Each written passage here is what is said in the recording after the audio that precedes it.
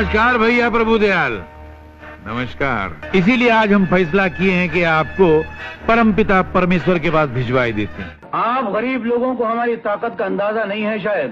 तुम जिस भगवान की पूजा करते हो ना, उसकी इस ठाकुर से बड़ी गहरी दोस्ती है आजकल।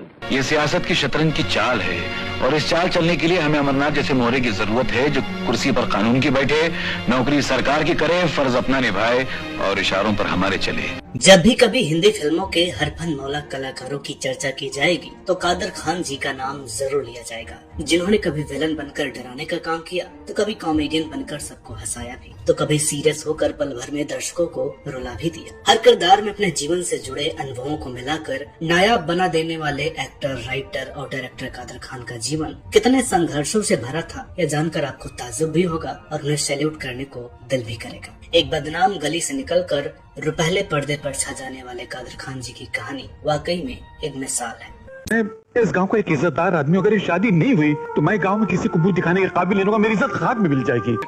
बेटा ये इनसे झगड़ा नहीं करते, ये अपने टीचर हैं, ये अपने को सिखा रहे हैं कि दुनिया में आदमी की नहीं उसके कपड़ों की, उसकी धन की कदर होती है। कुछ भी हो मानो, तुमने कष्ट समय में हमारी सहायता की है।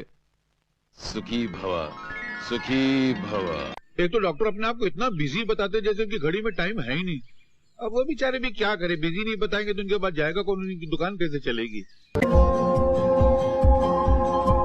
कादर खान के पिता अब्दुल रेहान खान अफगानिस्तान के कंधार के रहने वाले थे और माँ इकबाल बेगम ब्रिटिश भारत के पिशन से थी, जो पाकिस्तान के बलूचिस्तान का हिस्सा है। बाद में कादर खान के पिता रोजगार की तलाश में काबुल जाकर बस गए, जहाँ उनके 4 बेटे हुए, लेकिन किसी अनजानी बीमारी से उनके बेटों की 8 साल की उम्र आते आते मौत हो जाती थी। जब ऐसा हादसा एक के बाद एक 3 बेटों के साथ हुआ तो कादर खान की मां डर गई। 22 अक्टूबर 1937 में अफगानिस्तान के काबुल में जन्मे कादर खान अपने माता पिता की चौथी संतान थे, जिनके पैदा होने पर उनकी मां ने फैसला किया कि यहाँ की जमीन उनके व उनके बच्चों के लिए ठीक नहीं है। उन्होंने कादर खान के पिता से काबुल छोड़ कहीं और जाने की जिद की, जिसके बाद वे मिलिट्री की एक गाड़ी से भारत आ गए और दर बदर भटकते हुए आखिरकार मुंबई पहुंच गए, जिसे तब बॉम्बे कहा जाता था। मुंबई में कादर खान के परिवार को जहां ठिकाना मिला वो कभी दुनिया की सबसे गंदी बस्ती हुआ करती थी और उस बस्ती का नाम था कमाठीपुरा, जहां किसी तरह उन्हें किराए पर 2 छोटे कमरे मिल गए। उस जगह की गंदगी का अंदाजा आप इसी बात से लगा सकते हैं कि उनके घर के एक तरफ वेश्यावृत्ति होती थी तो दूसरी तरफ शराब बना करती थी। कत्ल और गुंडागर्दी तो वहाँ के लिए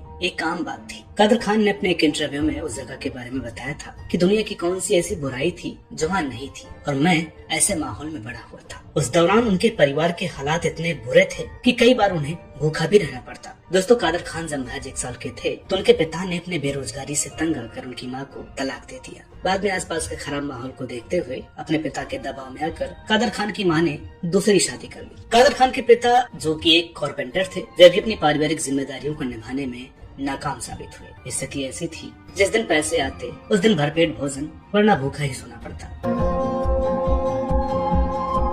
कादर खान थोड़े बड़े हुए तो उनकी मां ने उनका दाखिला नजदीक के ही म्यूनिसिपल स्कूल में करवा दिया, जहाँ वे पढ़ाई करने लगे। उधर घर के हालात कुछ ऐसे हो गए थे कि पैसे मांगने कादर खान कभी अपने पहले पिता के पास जाते तो कोई मुंबई के डोंगरी इलाके में स्थित एक मस्जिद के इमाम के पास चले जाते। पिता से तो कोई मदद न मिलती, लेकिन इमाम साहब जो 1-2 रुपए दिया करते, उसी से उनके घर का चूल्हा जला करता था। बेहद कम उम्र में ही दोस्तों के कहने पर एक दिन कादर खान ने पढ़ाई छोड़कर काम करने का मन बना लिया, लेकिन उनकी माँ ने उन्हें रोकते हुए कहा कि मैं जानती हूँ तुम कहाँ जा रहे हो, इस काम से तुम 1 या 2 रुपए कमा सकते हो, लेकिन इससे हमारी मुसीबतें कभी कम नहीं होंगी। मुसीबतें दूर करनी है तो बस मन लगाकर पढ़, तो पढ़, बाकी सारी मुसीबतें मुझ पर छोड़ दे। कादर खान को अपनी माँ की बात तू पढ़ दिल पर उतर गई। उन्होंने फौरन भागकर अपना बस्ता उठाया और स्कूल की तरफ दौड़ पड़े। कादर की माँ उन्हें हमेशा मस्जिद भेजा करती थी, जहाँ से वे अक्सर बंक मारकर पास के कब्रिस्तान चले जाया करते थे और वहाँ अपने दिल का बोझ हल्का करने के लिए खूब जोर जोर से चिल्लाते और वहीं घंटों अपना वक्त गुजारते। क्योंकि उस वक्त उनके पास पहनने के लिए चप्पलें भी नहीं थी, तो उनके गंदे पैरों को देखकर उनकी माँ समझ जाती थी कि वे उस दिन मस्जिद नहीं गए थे। कादर अक्सर रात के वक्त भी कब्रिस्तान चले जाया करते थे। एक रात जब वे जोर जोर से कुछ बोल रहे थे, तभी अचानक किसी ने उनके चेहरे पर टॉर्च से रोशनी की और पूछा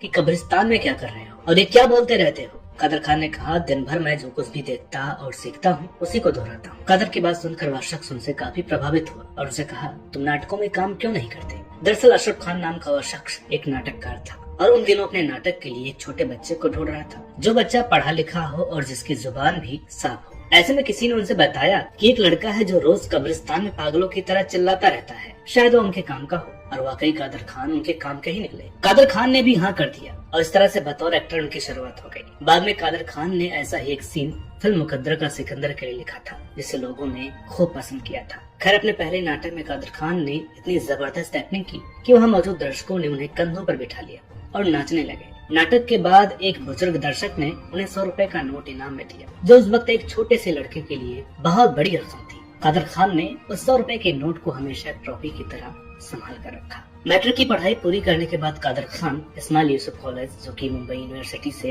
एफिलिएटेड था, वहाँ दाखिला ले लिया। एक दिन दोस्तों के कहने पर उन्होंने कॉलेज के एक नाटक का ऑडिशन दिया, जहाँ उनके संवाद अदायगी से सभी बेहद प्रभावित हुए। उन्हें उस नाटक में एक फकीर का किरदार दिया गया। उस नाटक को पढ़ने के दौरान उन्हें उनमें कुछ खामी नजर आई और 1-2 दिन बाद उन्होंने बेझिझक यह बात अपने डायरेक्टर को बता दी। मजे की बात की डायरेक्टर ने भी कहा कि हाँ, मुझे भी तो कुछ गड़बड़ लगती है स्क्रिप्ट में, क्या तुम इसे ठीक कर सकते हो?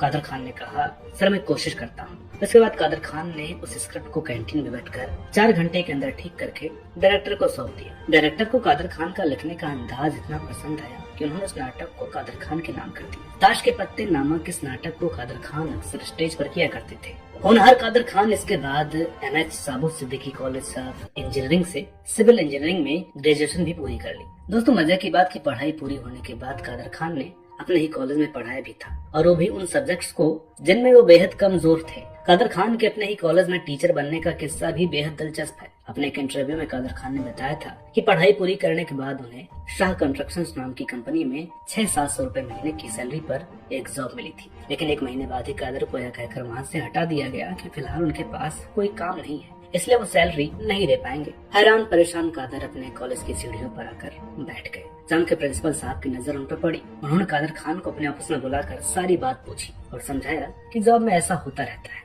कादर खान को खाना खिलाया और 200 रुपए उनकी जेब में डाल दी। साथ ही 11वीं कक्षा की क्लास लेने के लिए 2 महीने की एक टेम्परेरी जॉब भी ऑफर कर दी, जिसके लिए कादर खान भी तैयार हो गए। ताजुब की बात ये कि जिन सब्जेक्ट्स को कादर खान पढ़ा रहे थे तभी उनमें खुद फेल हो चुके थे, लेकिन उनके पढ़ाने का अंदाज इतना निराला था कि 1 हफ्ते बाद ही उन्हें बेस्ट टीचर ऑफ महाराष्ट्र के अवार्ड से नवाज दिया गया। इसके बाद कादर खान कॉलेज के सबसे चहेते प्रोफेसर बन गए और काफी दिनों तक पढ़ाते रहे। दोस्तों, फिल्म लाइन में जाने के बाद भी कादर खान रात भर अपने स्टूडेंट्स को पढ़ाया करते थे और उनके द्वारा पढ़ाए गए सभी स्टूडेंट्स फर्स्ट क्लास नंबरों से पास भी होते थे। एक इंटरव्यू में उन्होंने बताया था कि फिल्मों में काम करने के दौरान अपने स्टूडेंट्स के रिक्वेस्ट पर उन्होंने लगभग 3 महीनों तक रात को 12 बजे से सुबह 6 बजे तक बच्चों को पढ़ाया था। दोस्तों, कादर खान ने पढ़ाई और जॉब के दौरान नाटक लिखना कभी नहीं छोड़ा था। तब कादर खान अपने नाटकों की रॉयल्टी के तौर पर 50 रुपए लिया करते थे, जबकि दूसरे राइटर उस वक्त 25 रुपए लिया करते थे। उस दौरान कादर खान नाटकों को डायरेक्ट करने के लिए फीस के रूप में 200 रुपए लिया करते थे। हालांकि हर जगह जहां वे नहीं पहुंच पाते थे, वहां उनके असिस्टेंट शफी नामदार,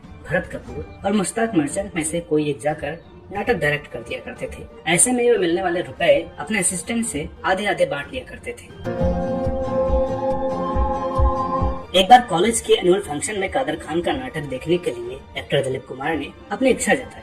मजे की बात की फोन पर हुई बात के दौरान कादर खान इसके लिए इनके आगे 2 शर्त रख दी, जिसे उन्होंने स्वीकार भी कर लिया। कादर खान ने दिलीप कुमार से कहा कि एक तो आपको समय पर आना होगा और दूसरा अगर नाटक पसंद आया तो पूरा देखना होगा। इस पर दिलीप कुमार ने मजाक में पूछा, अगर कोई कॉन्ट्रैक्ट करना हो तो इसके लिए भी साइन कर दूं?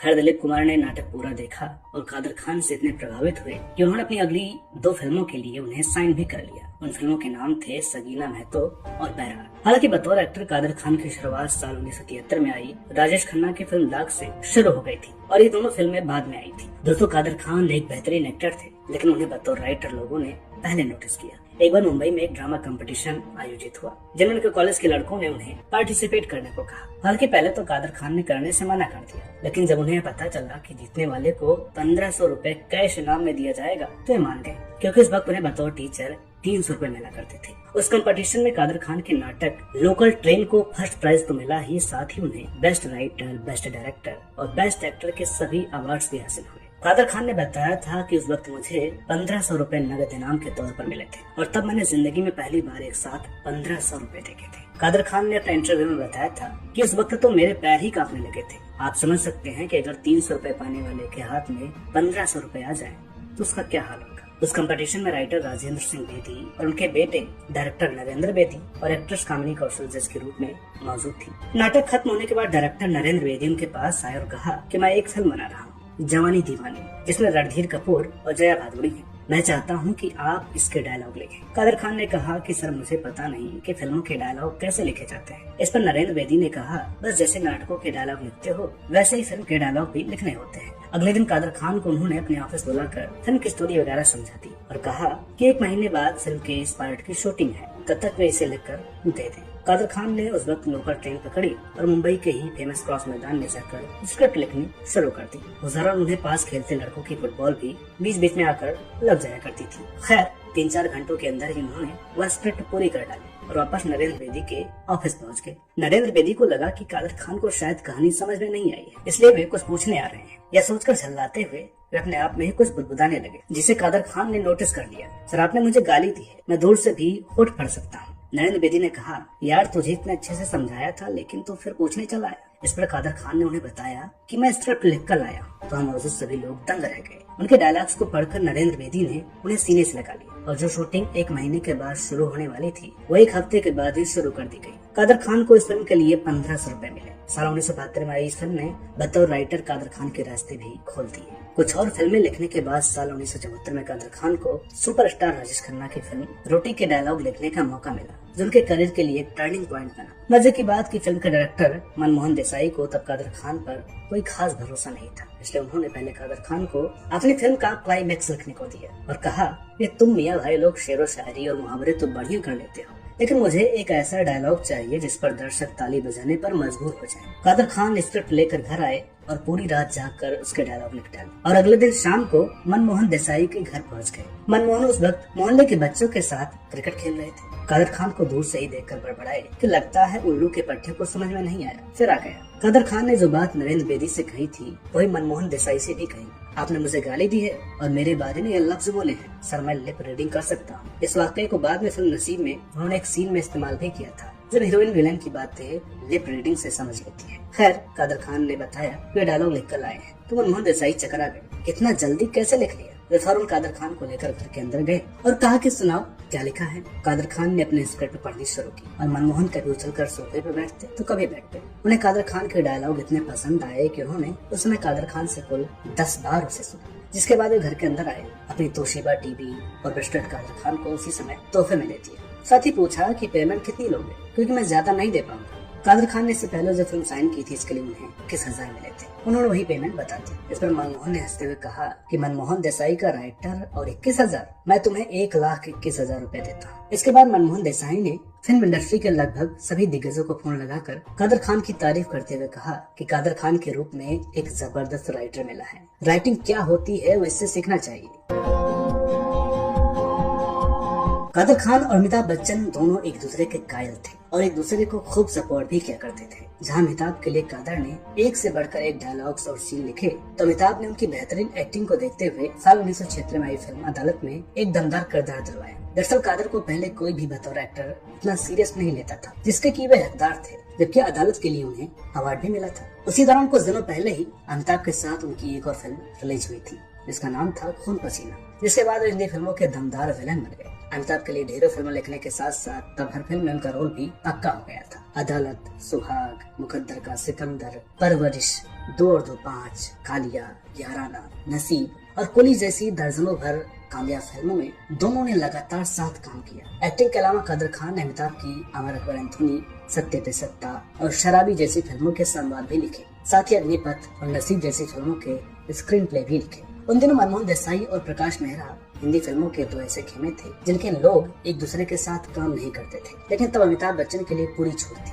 जब कादर खान पॉपुलर हो गए तो प्रकाश मेहरा के खेमे में भी शामिल हो गए, लेकिन इस बात की खबर मनमोहन देसाई को लग गई। उन्होंने कादर खान से पूछा तो कादर खान ने कहा कि वो मैं अमिताभ बच्चन के कहने पर वहाँ चला गया था। तो मनमोहन देसाई ने कहा अच्छा अमिताभ के कहने पर गए थे तो कोई बात नहीं। दोस्तों कादर खान अमिताभ बच्चन को लेकर खुद भी एक फिल्म बनाना चाहते थे, लेकिन उनकी ये तमन्ना कभी पूरी नहीं हो पाई। बीबीसी से हुई एक खास बातचीत में उन्होंने बताया था कि अमिताभ बच्चन, जया प्रदा और अमरीश पुरी को लेकर जाहिल नाम की एक फिल्म बनाना चाहता था। उसका निर्देशन भी खुद ही करना चाहता था, लेकिन खुदा को शायद कुछ और ही मंजूर था। कादर खान ने बताया कि इसके फौरन बाद फिल्म फुली की शूटिंग के दौरान अमिताभ बच्चन को जबरदस्त चोट लग गई और फिर वो महीनों अस्पताल में भर्ती रहे। अमिताभ के अस्पताल से वापस आने तक मैं अपनी दूसरी फिल्मों में व्यस्त हो गया और अमिताभ बच्चन राजनीति में आ गए। दोनों के बीच आई इस दूरी को और बढ़ाने का काम किया दक्षिण भारत के एक प्रोड्यूसर ने, जिसकी एक तरफा बात ने कादर और अमिताभ को पूरी तरह से अलग कर दिया। अपने एक इंटरव्यू के दौरान कादर खान ने बताया था कि दक्षिण भारत के एक प्रोड्यूसर ने उन्हें अपनी फिल्म में डायलॉग राइटिंग के तौर पर काम करने के लिए बुलाया था। उसने कादर खान को कहा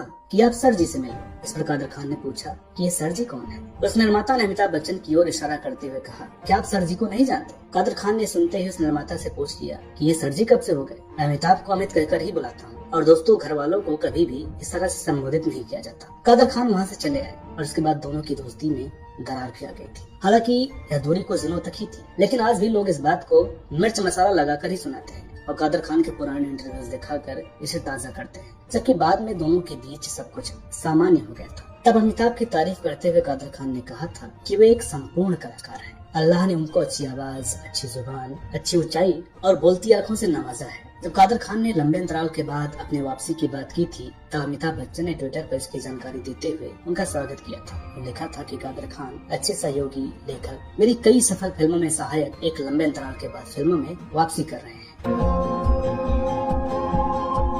कादर खान बतौर विलन जितने हिट रहे, उतने ही वे कॉमेडियन और एक कैरेक्टर एक्टर के तौर पर भी पसंद किए गए। कादर बताते थे कि विलन के रोल न करने का फैसला उन्होंने अपने परिवार और अपने स्टूडेंट्स की वजह से लिया था। दरअसल कादर खान के बेटों को स्कूल में अन्य स्टूडेंट्स चढ़ाया करते थे कि वह विलन का बेटा है। यहाँ तक कि उनके बड़े बेटे का इसी चक्कर में एक बार किसी लड़के से झगड़ा भी हो गया था। इधर कादर खान की पत्नी भी उन्हें फिल्मों में विलन बनने से रोकने लगी थी। इतना ही नहीं, उनके कॉलेज के स्टूडेंट्स भी उन्हें पॉजिटिव रोल करने के लिए दबाव देने लगे थे। बतौर कॉमेडियन कादर खान पहली बार जितेंद्र श्रीदेवी की 1983 में आई सुपरहिट फिल्म हिम्मत वाला में नजर आए थे, गदही में नजर आए थे। राइटर के तौर पर बात की जाए तो कादर खान ने 250 से ज्यादा फिल्मों के संवाद लिखे थे। 90 के दशक तक आते आते कादर खान ने लिखना तो कम कर दिया, लेकिन बतौर एक्टर वे डेविड धवन की फिल्मों में दिखाई देते रहे। हालांकि तब भी अपने डायलॉग खुद ही लिखा करते थे। अवार्ड की बात करें तो कादर खान को साल 1982 में मेरी आवाज सुनो के लिए और साल 1993 में अंगार के लिए बेस्ट डायलॉग राइटर का फिल्म फेयर अवार्ड भी मिला था। इसके अलावा 1984 से लेकर 1999 के बीच वे 9 बार बतौर कॉमेडियन फिल्म फेयर अवार्ड की ओर से नॉमिनेट हुए थे, जिसमें साल 1991 में बाप नंबरी बेटा 10 नंबरी के लिए उन्हें अवार्ड हासिल भी हुआ था। कम लोगों को ही पता होगा कि कादर खान ने फिल्मों में काम करने के दौरान ही 4-5 सालों तक पढ़ाई कर हैदराबाद की उस्मानी यूनिवर्सिटी से अरबी भाषा में MA भी पूरा किया था। इसके बाद उन्होंने बहुत से इस्लामी किताबों का अनुवाद किया और विद्यार्थियों के लिए आसान भाषा में कई गाइड्स भी लिखी थी। कादर खान ने कई इस्लामिक अरबी किताबों का अनुवाद करने के साथ साथ मिर्जा गालिब की गजलों को समझाने के लिए किताब भी लिखी थी, जिनमें 100 से भी अधिक गजलों के मायने उन्होंने सरल शब्दों में लिखे। एक इंटरव्यू में कादर खान ने बताया था कि एक बार वे न्यूयॉर्क में आयोजित एक स्टेज प्रोग्राम में गए, जहाँ कुछ पाकिस्तानी महिलाएं भी बैठी थी। उन्होंने कादर खान से कहा, तुम्हें गालिब साहब के एक शेर का मतलब समझा दीजिए। कादर खान ने बहुत ही सरल शब्दों में उस कठिन शेर को समझाना शुरू कर दिया और शेर खत्म होते होते उन महिलाओं का हुजूम स्टेज पर चढ़ा और कादर खान से निपटने के चक्कर में एक महिला उनसे टकरा गई और वे लगभग 15 फीट ऊंचे स्टेज से नीचे गिर पड़े। इतना ही नहीं, उनके ऊपर एक के बाद एक 10 महिलाएं भी गिर पड़ी, जिससे उनके पैर का एक घुटना बुरी तरह डैमेज हो गया, जिसके बाद कादर खान कभी ठीक से चल नहीं सके। साल 2013 में कादर खान को साहित्य शिरोमणि अवार्ड से सम्मानित भी किया गया था। दोस्तों, फिल्मों में कादर खान द्वारा लिखे डबल मीनिंग और टपोरीपन भरे डायलॉग्स की वजह से कई बार उनकी आलोचना भी हुई थी। एक अवार्ड शो के दौरान कादर खान ने खुद ये बात कबूल भी की थी कि आज जो फिल्मों में बिगड़ी हुई भाषा में डायलॉग सुनने को मिल रहे हैं, हिंदी फिल्मों में उसकी शुरुआत उन्होंने ही की थी। उस अवार्ड शो में उन्होंने अभी वादा किया था कि जल्द ही वो वापसी कर फिर से लिखना शुरू करेंगे और आने वाली पीढ़ी को अच्छी जुबान और साफ सुथरे डायलॉग सुनने को मिलेंगे। मगर अफसोस कि खराब स्वास्थ्य की वजह से वो अपना ये वादा पूरा करने से पहले ही दुनिया छोड़कर चले गए। कादर खान लंबे समय से बीमार चल रहे थे और कनाडा में इलाज करवाने के दौरान 31 दिसंबर 2018 को 81 वर्ष की आयु में उनका निधन हो गया। कादर खान ने 2 शादियां की थी। उनके सबसे बड़े बेटे का नाम अब्दुल कुद्दस खान था, जो कादर खान की पहली पत्नी के बेटे थे। अब्दुल कनाडा के एक एयरपोर्ट पर बतौर सिक्योरिटी ऑफिसर कार्यरत थे और साल 2021 में ही उनका निधन हो चुका है। कादर खान की दूसरी पत्नी का नाम अजरा खान था, जिनसे उन्हें 2 बेटे हैं, सरफराज खान और शाहनवाज खान। सरफराज खान एक्टर और प्रोड्यूसर हैं। उन्होंने क्या यही प्यार है, तेरे नाम और वांटेड सहित दर्जन भर फिल्मों में एक्टिंग की है। 2012 में सरफराज ने अपने पिता और भाई के साथ मिलकर कल के कलाकार इंटरनेशनल थिएटर की स्थापना की। सरफराज भले ही बड़े पर्दे पर हिट न रहे, लेकिन थिएटर की दुनिया का एक जाना माना नाम है कादर खान के छोटे बेटे शाहनवाज खान भी एक एक्टर हैं। उन्होंने पिता कादर खान के साथ कुछ नाटकों में काम किया है। इसके अलावा शाहनवाज ने मिलेंगे मिलेंगे और वादा फिल्मों में डायरेक्टर सतीश कौशिक को और राज कंवर को फिल्म हमको तुमसे प्यार है में असिस्ट भी किया है। तो दोस्तों, उम्मीद करते हैं कि आज की यह वीडियो आपको जरूर पसंद आई होगी। वीडियो के बारे में अपनी राय कमेंट्स के जरिए जरूर बताएं। मिलते हैं आपसे अगली वीडियो में एक और नई कहानी के साथ। तब तक के लिए नमस्कार।